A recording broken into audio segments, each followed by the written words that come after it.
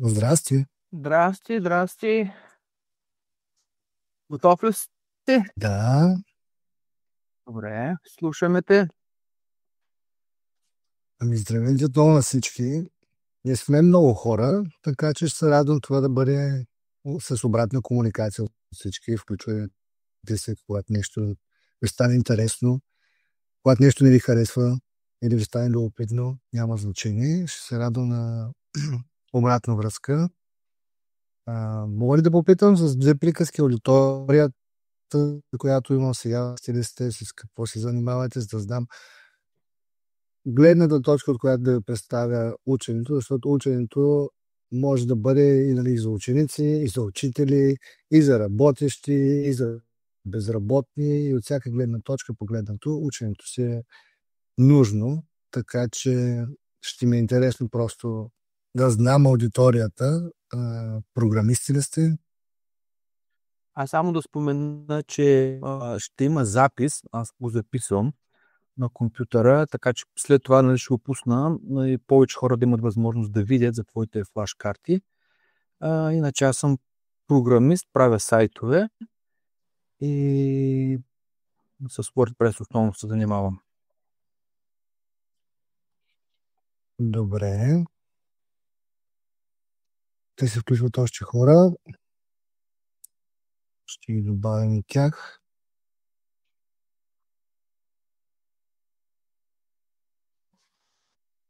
Започвам да споделям, но не, първо да се представя, казвам се Евгений Петров. Аз също съм програмист. Започнах да се занимавам с програмиране по време на COVID. Започнах сам да се уча с YouTube видеа от Python. Завърших Telerik Академия с JavaScript. Работих и като програмист, но по стечение на обстоятелствата във фирмата се получили съкращения и аз бях един от тях. След това аз реших да започна да създавам мой собствен продукт. Продукт, който отдавна така ми се въртеше в главата, защото когато започнах да се занимавам с програмиране, разбрах, че нивото на английският ми не е достатъчно добро и трябваше да науча много нови думи и терминологии, които са свързани с програмирането. И в училище си правих хартиени флашкарти да уча английски и си казах сега какво да си правя, пак картички да уча английски, да чета документацията или да се уча да програмирам. И оттам дойде идеята да си направя уебсайт, с който да уча английски и по този начин да съчетая двете неща.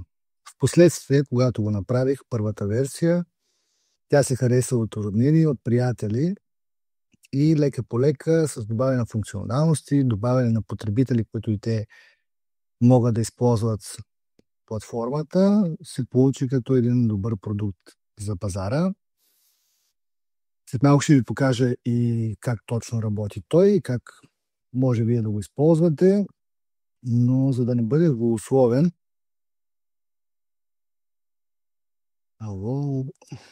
ще ви покажа първо една кратка презентация, само че искам да споделя целият екран, а тук ми дава само Window, Entire Screen. Добре, намери го.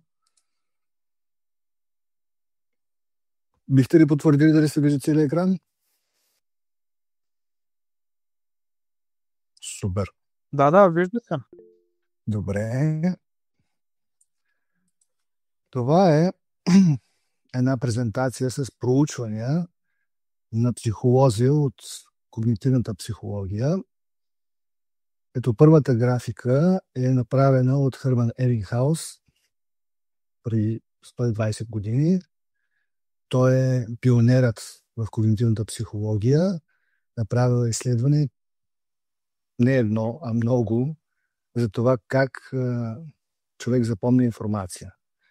И на графика да се вижда как когато човек му е предадена някаква информация, В този момент той запаметява 75% от нея и в последствие, ако той не я преговаря, тя се губи много бързо и остава едва 5% от нея в последствие. Но ако систематично този човек преговаря тази информация, как се вижда, след петата седмица отново той има 75% от нея в паметта си. Следващата графика е на съвременни психолози, американци. Това са Рьодигер и Бътлър. Те също правят подобно изследване с 4 групи ученици. Едните възпроизвеждат многократно, 2 групи възпроизвеждат многократно материала, а другите 2 еднократно. И на изпита резултатите са много различни за двете групи. Както се вижда, тези, които многократно са възпроизвеждали материала, са се представили много по-добре. И последната графика е на едно от, може би, най-големите мащабни проучвания относно темата за запаметяване на информация на Дънловски и негова колегия. В таблицата се виждат всички техники за учене, тяхната ефективност и описание на самите техники. С най-висока ефективност са практичното тестване и разпределеното учене. Точно тези техники стоят в системата на учене с флаш-карти и те са заложени в алгоритъма на Self-Learner. И това са флаш-картите. Едно много лесно примерче. Могат да са всякакъв вид, всичко е въпрос на въображение.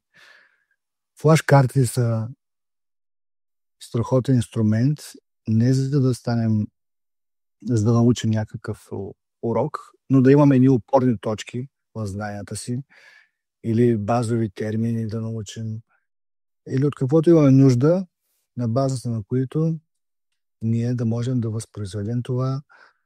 Ако, примерно, се явяваме на интервю, да знаем базови отговори на въпроси и зависимост от нуждите си. Платформата, която ще ви покажа днес, се казва Self-Learner. Това е домейнът без ето. И ето я и тя.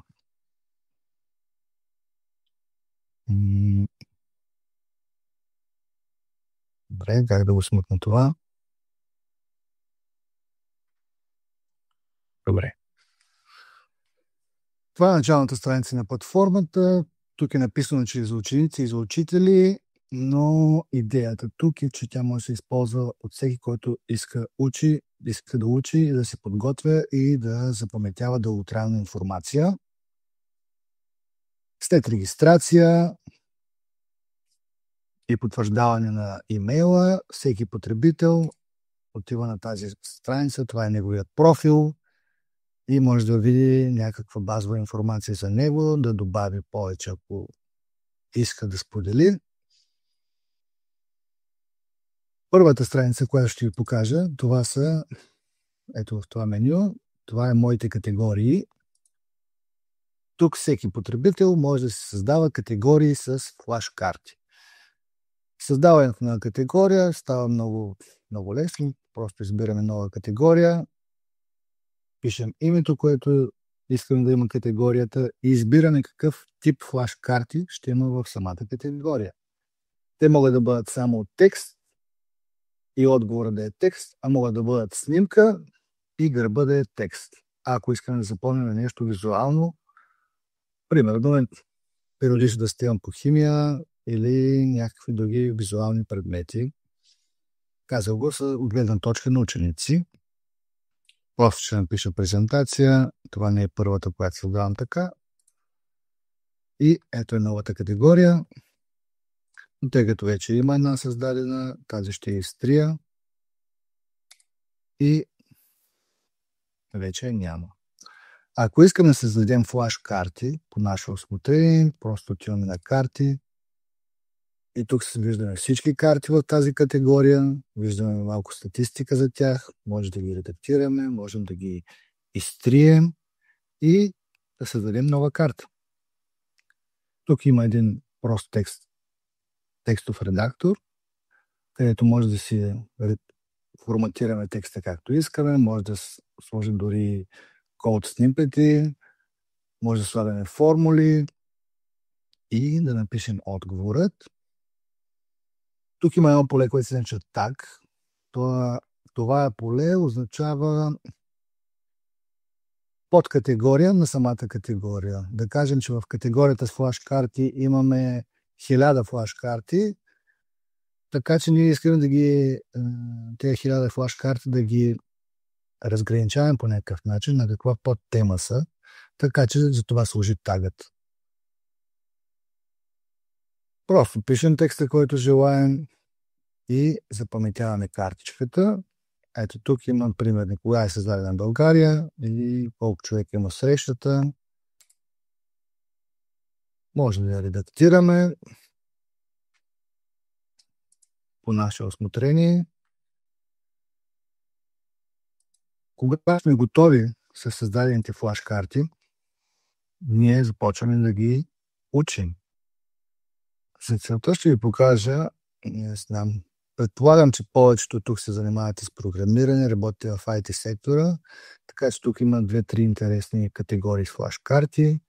Едната е за Docker, в нея има 334 флаш-карти, другата е за Linux, има 392 карти и има Scrum и Agile методологията. Ако вие се подготвяте за интервю за работа, това е много добър инструмент, с който може да си обновите знанията или да ги изградите и дълготрайно да запазите тази информация с често задавани въпроси и техните отговори. Сега ще ви покажа как се учи. Натискаме учене и ето виждаме всички тагове, които се използват в флаш-картите в тази категория. Можем да изберем всичките, но може да изберем няколко.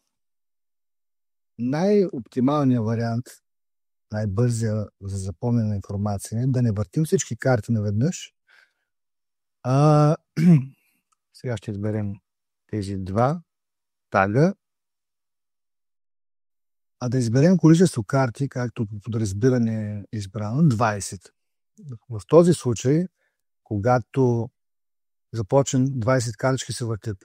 Така повторението на тези карти ще бъде по-често, информацията по-бързо ще е изисквана от информация на по-кратък период и по този начин запаметяването ще стане по-бързо. Ако изберем всички карти, това означава, че ще въртим едновременно 400 карти и тъй като те се появяват на случайен принцип, вероятността да не се покаже една карта втори път е може би след 400-я път. Така че 20 карти е чудесен брой за учене. Когато една карта е позната 10 пъти, тя излиза от тази бройка, от това тесте, брои се за научена и идва следващата поред, за да са винаги 20, както сме избрали по подразбиране. Има два начина за учене, говоримо и чрез писане. Сега ще ви покажа говоримото. За тази категория с писане не е приложимо. Утвърждаваме и избираме стандартния начин на учене. Игровите са едни елементарни игрички от преди доста години, които, ако ви е скучно и умръзнало да учите, може да се позабавлявате, но също времено и карти се въртят, ако направите грешки в играта. За презентацията избираме стандартния начин на учене. И ето го и въпросът. How does Scrum promote collaboration among team members? Изискваме информация и ако не можем да отговорим или просто отговаряме, просто кликаме върху картичката, обръщаме и виждаме отговорът. По този начин ние изискваме информация от мозъка си и това стимулира изграждането на дълготрайни връзки между обекта на нашето учене. случая познахме или не познахме? Да кажем, познахме. Ето на случайен принцип се показва новата картичка. Но обмисляме отговора. Намисляме си как трябва да отговоря на този въпрос. Обръщаме картичката. Тук отговорът е по-дълъг. И ако не сме познали, натискаме не познах. Всяка карта се върти на случайен принцип. По този начин ние никога не знаем какво ще се падне в следващия момент. Ако желаем, ще се върна назад. Ако сме научили всички картички, както тук може да видим статистика, говоримо и колко пъти правилно и неправилно е учено, и с писане, също колко пъти правилно и неправилно, в случая няколко. След като сме научили категорията, е минало време, ние пак отиваме на интервю за работа, просто може да нулираме цялата хронология и сега ще се изтрие цялата статистика. Всички карти се броят за 0 научени и ние започваме да ги учим отново.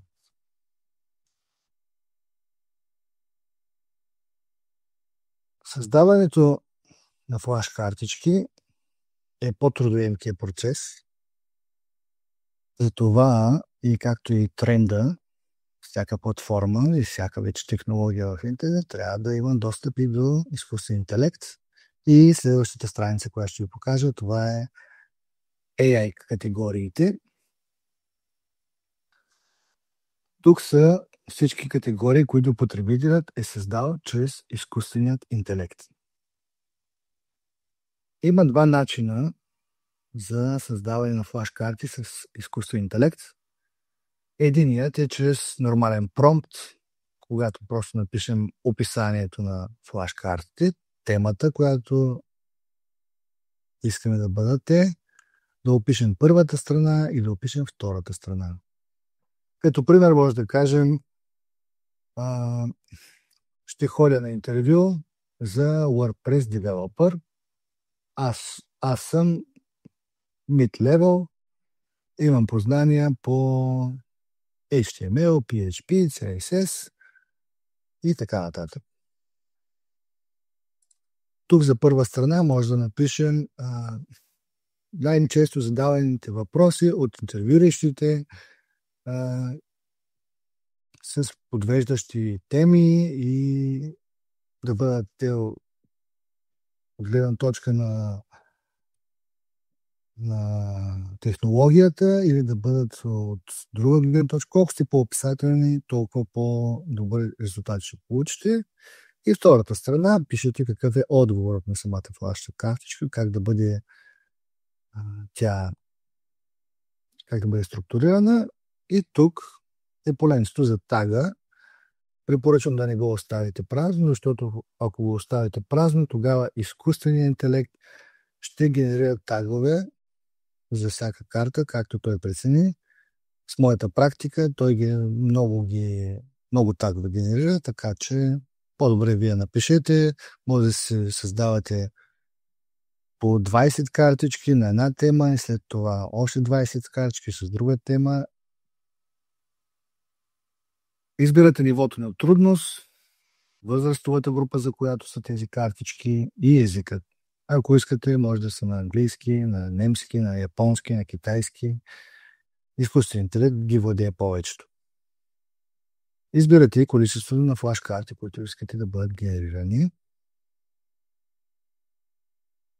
Тук в този случай, когато напишем тези промптове, изкуственият интелект използва своята база данни и на базата на нея той генерира нашите флаш карти. Ще ви покажа интересни, които съм генерирал аз. Ето тук има за неправилни глаголи, география и поени, география и езера. Ето ще изберем. Зададах му промпт, просто ми е интересно да знам такива неща.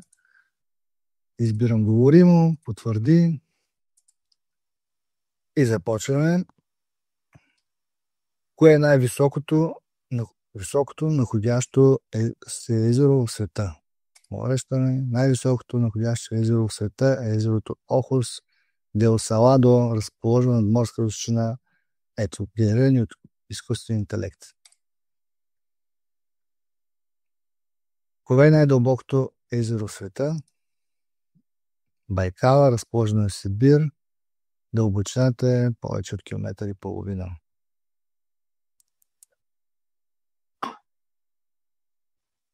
И това са флашкартите, генерирани чрез промпт.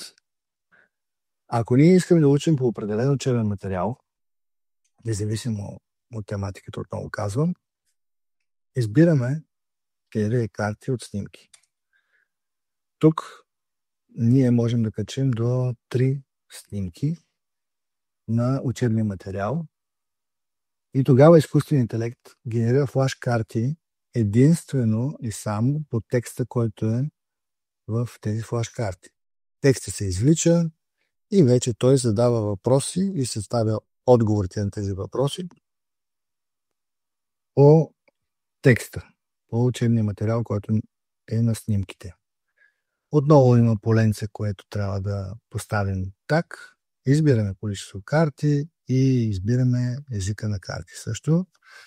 Правил съм си страхотни експерименти като си поръчам нещо от Тему или идва с някакво китайско опътване, без никакви други езици. Просто го снимам. Страхотно интересно е. Дори китайски текст да му качите, има да му кажете да го генерира флашкарт на български, работи идеално. В момента се подготвям за докторантски изпит и тук си правя някои флашкарти за темата на моята докторантура. Следващата страница от платформата, която бих ви показал, ако вие имате деца, тук има една страница с флашкарти за деца. Ако искате вашите деца да учат чужди езици, това е страхотен инструмент. Просто може да им създадете картички. Ще ви покажа как изглеждат. Ето. Когато създадете картичка, тя има снимка и детето просто на таблетчето или на телефона просто може да цъкне и не се чува със сигурност при вас, но се произнася. Може да произнася на какъвто език пожелаете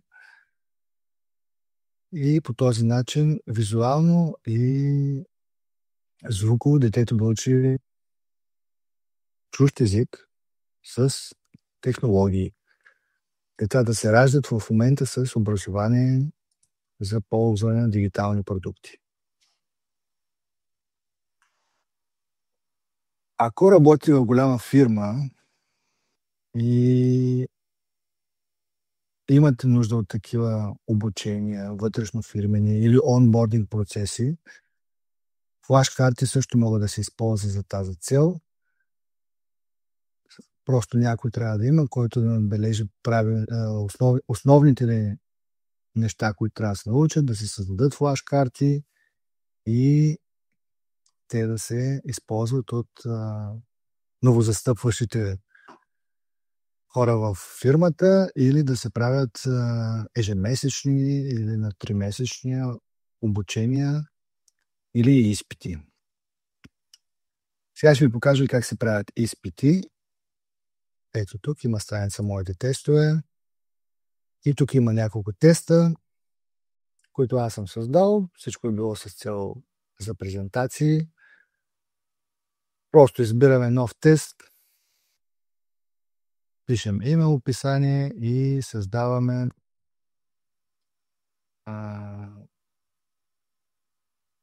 определяме колко точки за какъв резултат се полагат. Сега ще ви покажа ето един готов тест по биология, който съм създал.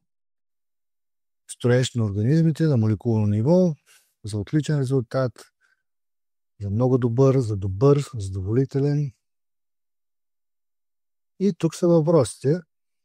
Може да бъдат да бъдат 2 отговора или 4, пишем кой е правилния, избираме всъщност кой е правилния и колко точки носи той. И ако искаме, може да добавим още въпроси в същия тест или да премахнем някой. Всичко зависи от нуждите ни. Когато тестът е готов, просто можем да го изпратим на някой друг потребител и да кажем този тест да бъде отворен от толкова часа до толкова часа на тази дата. Как става изпращането на други потребители? С оглед на това, че може да има недоброжелателни потребители на платформата, е добавен един социален акцент, много така повърхностен, за да може някой потребител да изпраща флашкарт на друг потребител. Те трябва да са така наречени приятели. Ето тук и страницата с приятели, където всеки може да види неговите приятели, да потърси за нови. И когато те са приятели, това означава, че те могат да се изпращат един на друг тестове и флашкарти също. Както във всяка социална мрежа. Всички тези приятели може много лесно да ги групираме, ако ние преподаваме на други хора. Или ние правим вътрешно фирменото обучение. Ето тук са няколко групи, които аз съм създал. Docker Lesson Class. Мога да добавя потребители от моята приятел. Списъка ми с приятели. Просто сърчвам. Мога да премахна потребители, ако желая от този списък. Мога да редактирам името, ако нещо иска след това да го променя или въобще да го премахна. Това е за хора, които наистина използват платформата в мащабно в обучителните процеси, които извършват. Улеснява комуникацията с потребителите. И да, ще се върна да изпратим един тест. Избираме моите тестове и ние искаме да създадем изпит. Създаваме изпит и избираме група потребители. За целта ще изберем 6 напреднали. Това е мой профил. Казваме, че началната дата ще бъде на 6 от 19:45 и ще го свърши на 6 в 20 часа. Ще има 15 минути. И ето, вече този потребител, когато дойде на получени и отиде на изпити, ще види тук, че аз съм му задал изпит, ще види след колко време започва, ще има таймер, ето тук. И когато дойде времето, бутонът ще бъде отключен и той ще започне да прави този изпит. Тук са изпити, които съм си правил аз от другия профил на Евгений Петров и резултатите от тях. Ето тук са резултатите. Вижда се кой е учителя, кой е ученикът, брой точки, таблицата за оценяване и верни отговори, грешни отговори и така.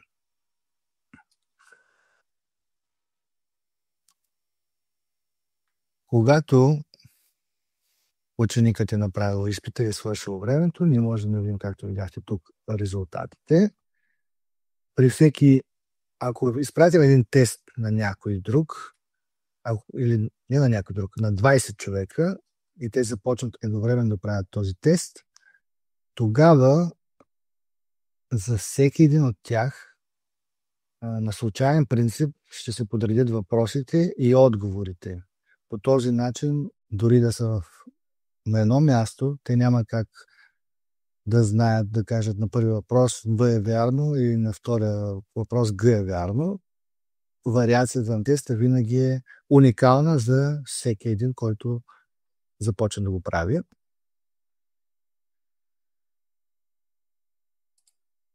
Сега ще се върна и на категориите, за да ви покажа в по-детайлно, когато изпращаме категория на други потребители, както тук пише, диференцирано обучение. Диференцираното обучение представлява за всеки ученик индивидуално да бъде настроено начин на учене. В случая, ето тук имаме една категория от нас създадена и ние искаме да изпратим на други потребители. Отново бутон изпрати и избираме 6-я клас напреднали. Тук имаме една малка опция добавяне на учебна програма и когато изберем, ние вече можем да видим всички тагове на флаш-карти в тази категория и за всеки ученик да изберем различни тагове. Може едни да учат история, едни може да учат география, може да учат Docker, може да учат други PHP, другите да бъдат CSS. Нашата категория може да е с много флаш-карти, ние можем да изберем. След това избираме началната дата и крайната дата на тази учебна пътека. Отново се появява същия календар, да кажем днес от 7 часа започва, му се отключва и приключва на 31 в 7 часа. Така той ще има 25 дена да учи тези флаш карти. Следващата опция, това е обърнати карти на ден. Както преди малко видяхме, нали, когато кликаме на картите и видим отговорът, натиснахме познах или не познах, това значи на обръщане на картата. Тук ние задаваме дневен таргет за всеки един потребител, на който изпращаме тези флаш карти. Да кажем, че ние искаме да бъдат 100 карти. Бих казал, че това е около 20 минути, максимум 30 по моя практика, когато аз уча с флаш карти. Можем да кажем колко научени карти трябва да има на ден този потребител. Това вече значи зависи от ученика и колко бързо запомня информацията. Да кажем, трябва да научи 3 карти на ден. И тук ние настроиваме за всеки потребител след колко време ще се брои неговата карта за научено. Както в началото ви казах, платформата е настроена, ако вие започнете да учите картички, след 10-тия път да се брои карта за научена, тя излиза от тестето и идва следващата. Но ако някой ви прати по този начин диференцирано обучение чрез учебна пътека, той може да настрои след колко време, след колко пъти познаване на картата, тя се брои за научена. Така че случая може да бъде след 23-тия път. Ако човек отсреща, му е трудно да запомни информацията. И последното поленце, което се отнася за начин на учене, е колко карти да бъдат в тестето. Аз ви казах, че 20 е оптималното, но има хора, които трябва да по-често да им се въртят въпросите в главата и ги запомнят по-добре. Така че може да кажем и да бъдат 10 за този потребител. Избираме начин на учене говоримо или чрез писане и в тази учебна пътека може да добавим и тест. Ако добавим тест, избираме тест, който е свързан с нашите флаш карти. В случая да кажем, ще изберем биология и избираме теста от кога да почне. Той няма как да почне преди да е свършила учебната пътека с ученето на флаш карти. Затова избираме веднага, след като приключи с ученето на флаш карти, теста му да бъде отключен. Започва в 7 часа и ще завърши в 20 часа. Ще има точно 1 час да направи теста. И когато натисне запази, този потребител ще получи тези флаш карти. Ето, ще натисне изпрати. И виждам учебната пътека, която току-що създадах и изпратих на Евгений Петров. Категория, презентация, таговете, които са включени в неговата учебна пътека, колко карти на ден трябва да обърне, колко карти трябва да научи и всичката информация, която ние въведахме, виждаме тук. Сега дали ще намеря, може би тук беше, ето. Ако отида на детайли, мога да видя за всеки ден потребителя, на който съм изпратил тези флаш карти, дали се изпълнил дневния таргет. Тук таргетът е бил да научи да обърне 100 карти. Евгений Петров е обърнал само една. Трябва да научи 5 карти, а той не е научил нито една. Така че дневният таргет не е изпълнен. Ако искам по-детална информация, след като той започне да учи тези флаш карти, мога да отида на репорти и тук да видя детална информация за всеки потребител, който е започнал да учи от флаш карти, които съм му изпратил. Тук ето има формативно оценяване и педагогически, не е довършено заглавието, трябва да е определени символи. Ето виждаме, говоримо правилно 2 пъти, Каролина Иванова, грешно 1 път. Мога да видя детална статистика, коя карта, точно колко пъти правилно и неправилно е позната или не е позната в случая. Това са флаш карти за учители, за да подобряват тяхната квалификация и методите на преподаване. Както казах, платформата е много приложима в образователната система, но тя създава се маркетинг да се използва и за обучение на по-възрастни, за вътрешнофирмени обучения и за онбординг процеси.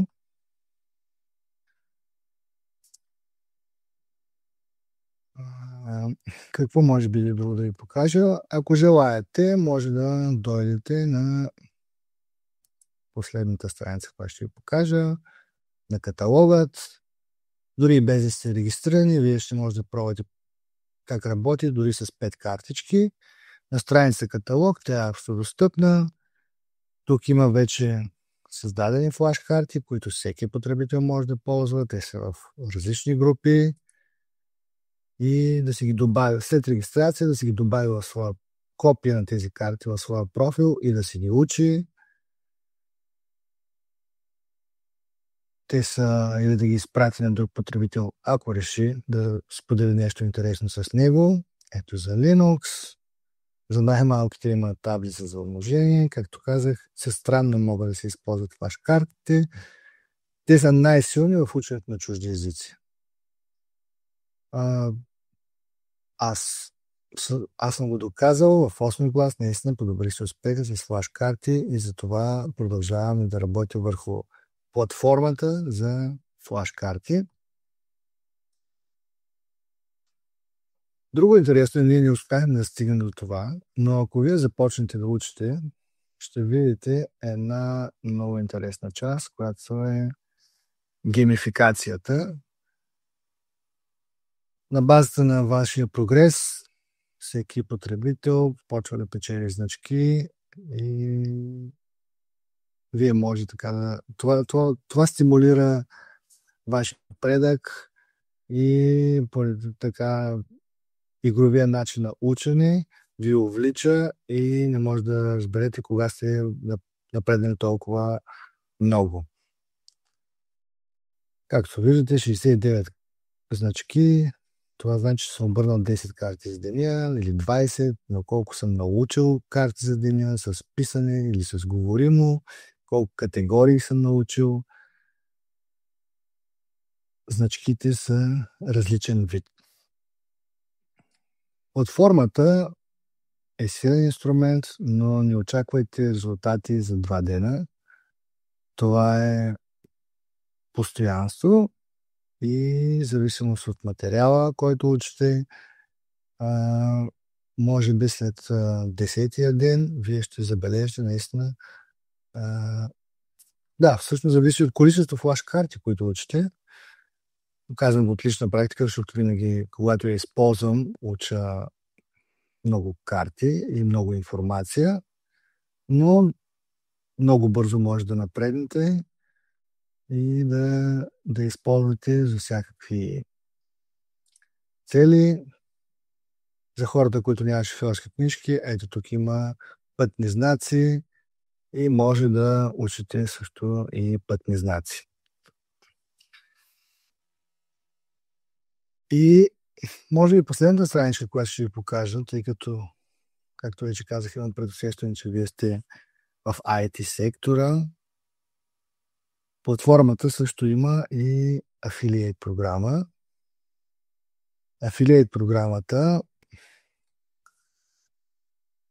работи по този начин, че ако вие се включите в нея, на тази страница ще виждате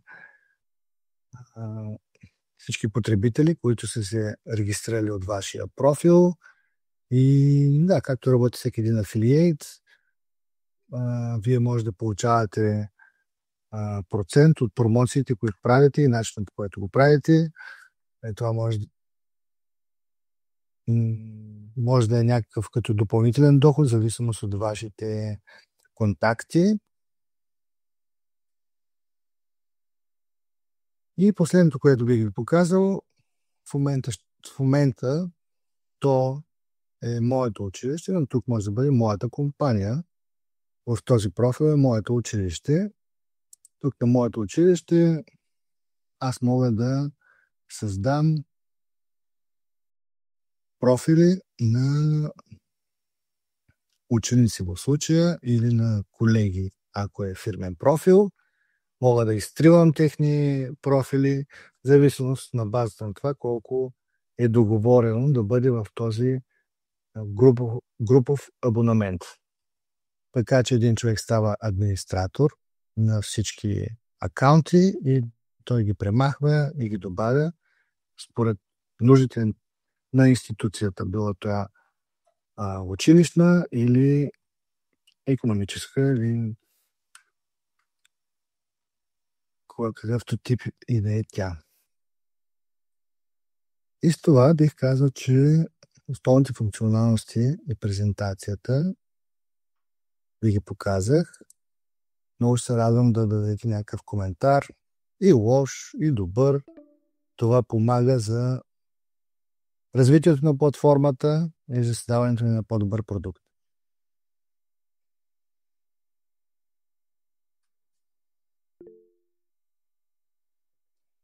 Да. Ами, на мен много ми хареса. Благодаря много за прекрасната презентация.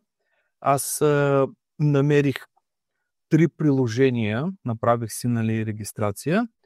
Едното, сина ми скоро ще участва на Олимпиада по география и видях, че има такива флашкарти с градовете, така че той в момента вече се занимава да ги разучава. Второто приложение, което аз намерих с китайски език, само че трябва да се поиграе там да въведа определени иероглифи и да си го опреснявам. И третото приложение за учениците. Не знаех, че има такава тестова система, която дава възможност да ги оценяваме, така че 3 приложения е доста солидно. Аз имах и един въпрос. Той има и безплатен вариант и платен. Каква е разликата?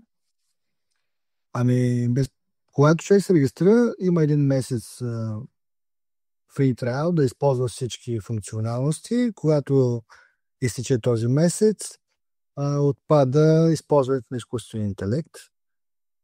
Пак може да се задава флаш-карти, колкото си пожелае и да си учи. Това е просто, това е ресурс, защото за това стои ChatGPT, OpenAI, последния модел, той е платен и всеки промпт, който пише или снимка, която качваме, това струва пари. Идеята на платформата е наистина да се използва за учене, защото Образованието и умните хора са в основата на една нация и когато хората са умни, тогава всичко друго ще просперира. И дори с навлизането на изкуствен интелект, ако ние не сме достатъчно образовани да напишем един хубав промпт, за да може ние да се изразим себе си, дори той не може да ни помогне. Супер, благодаря. Моля.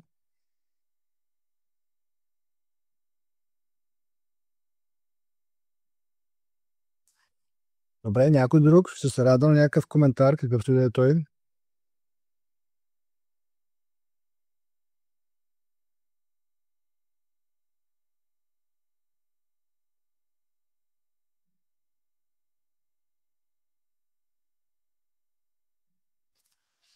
Добре, скромни сте.